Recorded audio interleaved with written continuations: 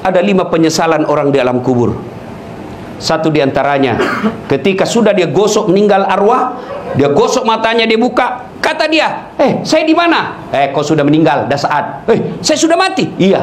Ya Allah, hidupkan saya kembali, hidupkan saya kembali ke dunia sekejap saja, kira-kira 1 menit lah kalau boleh.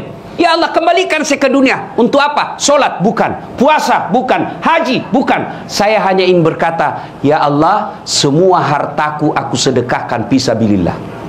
Kenapa bukan minta solat? Karena solat hanya bisa dapat pahalanya ketika kita masih solat.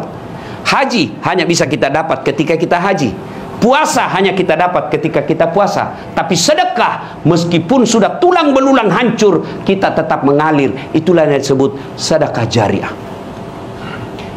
Keliru Bapak Ibu yang Allah kasih rezeki, Bapak tidak bersedekah.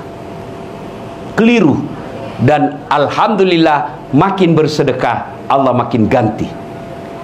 Maka almarhum almarhumah, insya Allah lapang kuburnya karena ada sedekah beliau. Yang ketiga, yang akan menolong kita di alam kubur adalah ilmu yang bermanfaat. Almarhum almarhumah, beliau suami istri, tokoh pendidikan. Itulah ilmu yang bermanfaat. Ketika diajarkan ilmu hukum kepada mahasiswanya, diajarkan tentang keadilan, lalu anak mahasiswanya menjadi pengacara yang membela dan menegakkan keadilan, selama itu juga amal-amal akan mengalir. Maka karena itu, ibu bapak kalau dapat konten-konten dakwah, jangan berhenti di grup, jangan berhenti di HP bapak, sebarkan. Bapak punya 10 grup WhatsApp, satu grup 100 orang, kirim, 1000 orang yang terima. Kalau ada yang mengamalkan 5 orang, selama 5 orang itu amalkan, bapak dapat pahala seperti pahalanya penceramah tanpa mengurangi pahala penceramah. Ilmu yang bermanfaat adalah yang bisa menyelamatkan kita di alam kubur. Inilah 3 yang akan terus mengalir meskipun kita sudah di alam kubur, bahkan sudah habis tulang belulang kita. Anak yang soleh dan soleha, sedekah harta, kemudian ilmu yang bermanfaat. Dan orang yang ada di alam kubur sekarang masih transit, belum sampai surga, termasuk Rasulullah Muhammad SAW. Dan siapa yang paling menderita di alam kubur? Kata Nabi, orang yang paling menderita di alam kubur nanti adalah al-mutahawil bis sholah, yang menganggap enteng sholat.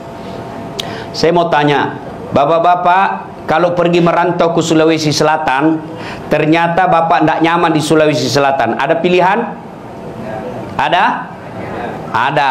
Balik lagi ke Jakarta. Saudara-saudara dari Jawa merantau ke Sumatera, ternyata di sana tidak bagus. Ada pilihan? Ada. Balik lagi ke Jawa. Mangan orang mangan, yang penting ngumpul. Iya. Iya toh? Bapak-bapak kalah pil caleg, ada pilihan? Kalah pilpres, ada pilihan? Ada. Tunggu lagi 5 tahun yang akan datang, kita tanding lagi. Ya, tidak disenang sama gubernur, ada pilihan? Ada. Apa? Pensiun dini. Selesai urusan, biar ada di situ kita lewat. Bukan lagi gubernurku. Iya kan? Ibu-ibu, suami cerewet, suami kasar, ada pilihan bu? Ada. Pulangkan saja aku pada ibuku atau ayahku. Selesai. Ya, bapak-bapak punya istri cerewet, ngamuk aja kerjanya, nggak tahu menghargai suami, ada pilihan? Ada. 2 pilihan, 1 tambah jadi 2, 2 cerai. Ada pilihan pak. Maknanya bapak menderita di dunia masih ada pilihan. Dan tidak ada orang menderita di dunia dari bangun sampai tidur sampai bangun lagi menderita 24 jam. Tidak, pasti ada senyum-senyumnya. Tapi kalau bapak masuk kubur, ada pilihan? Ibu-ibu masuk kubur, ada pilihan? Nggak nyaman pertanyaannya, keluar dulu. Begitu bapak keluar, viral satu dunia pak. Ya. Dan siapa orang menderita di kubur?